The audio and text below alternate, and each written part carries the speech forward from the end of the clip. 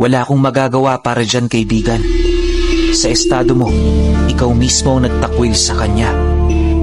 Kahit gaano pa man kalawak ang saklaw ng kapangyarihan ko, wala pa rin ito sa kalingkingan ng Diyos. Siya nagpasyang iwan ka. Siya lang din ang may karapatan na muli kang basbasan. Kung ako sa'yo, magnilay ka.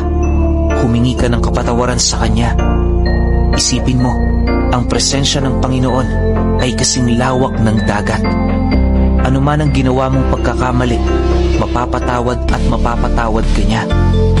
Yon ay kung naaayon sa kasunduan yung dalawa. Wala akong karapatan para husgahan ka, kaya mas mainam na yan lang ang may papayo ko.